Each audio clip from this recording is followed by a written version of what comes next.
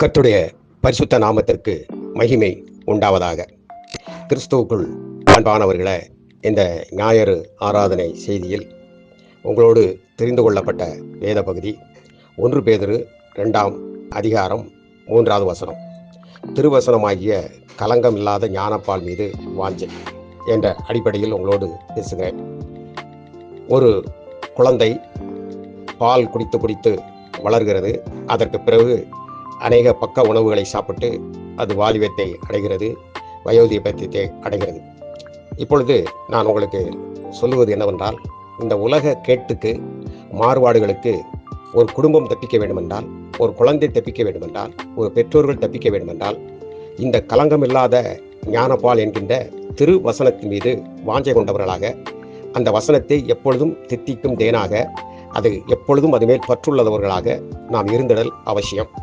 அநேக நபர்கள் ஏதோ கடமைக்கு பரிசுத்த வேதாகமத்தை வாசிப்பதும், அநேக முறைகளில் அது ஒரு சாஸ்திரத்துக்கு வாசிப்பதும், அல்லது எங்காவது கிளம்பி செல்கிற பொழுது ஒரு வசனத்தை வாசிப்பதும், இப்படிப்பட்ட நிலையில் அந்த வேதத்தை பயன்படுத்துகிறார்கள், கர்த்தருடைய வசனத்தை பயன்படுத்துகிறார்கள். எனக்கு எங்கள் சபையில் ஒருவரை நன்றாக தெரியும். அவர் கொரோனா அவரை பாதித்த பொழுது அவரை ஆஸ்பத்திரியில சேர்த்திருந்தோம். அப்பொழுது நான் அவர் அருகில் இருந்து அவரை கவனித்து பார்த்தேன்.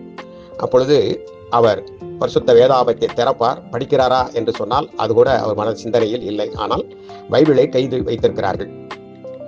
அதே நபர் பல சூழ்நிலைகளில் நான் பிரசங்கத்திலே சொல்லியிருக்கிறேன். நீங்கள் வருகின்ற பொழுது ஒவ்வொருவருக்கும் பொதுவான அறிவிப்பை நான் அவர்களுக்கு சுழல விடுவதுண்டு. அவர்கள் நெஞ்சத்திலே மதியீனமாக இருக்கக்கூடியதை விரட்டும்படியாக சில நேரங்களில் மிக கடுமையாக பேசுவது உண்டு. நான் அவர்களிடத்தில் பொதுவாக சொன்ன பொழுது, நீங்கள் ஆலயத்திற்கு வருகிற பொழுது பரிசுத்த வேதாகமத்தையும் ஒரு பாட்டு புத்தகத்தையும் கொண்டு வாருங்கள். பாட்டு புத்தகம் கூட இங்கே கிடைத்து விட்டால் கூட பரிசுத்த வேதாகமம் உங்களுடைய கையிலிருந்து, நீங்கள் வீட்டிலிருந்து கிளம்புகின்ற பொழுது நீங்கள் கையில் எடுத்து வர வேண்டும் என்று அவர் நன்றான வயதிலே, நடுத்தர வயதிலே இருக்கின்ற பொழுதே நான் பிரசங்கித்திருக்கிறேன், 30 ஆண்டுகளுக்கு முன்பதாகவே. ஆனால் அவர் அந்நாட்களில் நான் பேசிய பிரசங்கங்களாம் அவர் ஏற்றுக்கொள்ளவும் இல்லை, அதற்கு செவிசாய்க்கவும் இல்லை. அப்படியே சர்ச்சுக்கு வருவார், பார்த்து கொண்டே இருப்பார். பிரசங்கிக்கிற பொழுது, வசனங்கள் சொல்லப்படுகின்ற பொழுது அவர் பைபிளை எடுப்பதும் கிடையாது.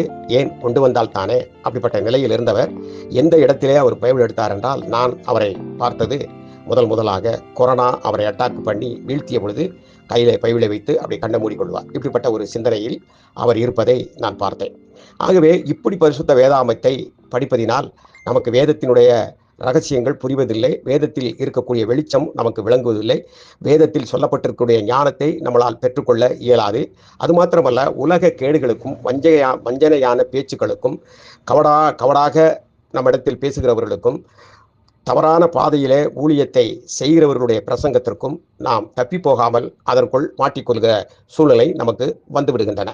ஆகவே ஒரு மனுஷன் உலகத்தினுடைய கேடுகளுக்கு வேடன் எய்கின்ற அக்கினியாஸ்திரங்கள், அவனுடைய வில் அம்புகள், அவனுடைய துப்பாக்கி தோட்டாக்கள், இவர்களுக்கெல்லாம் நாம் தப்பிக்க வேண்டும் என்றால் நாம் நிச்சயமாகவே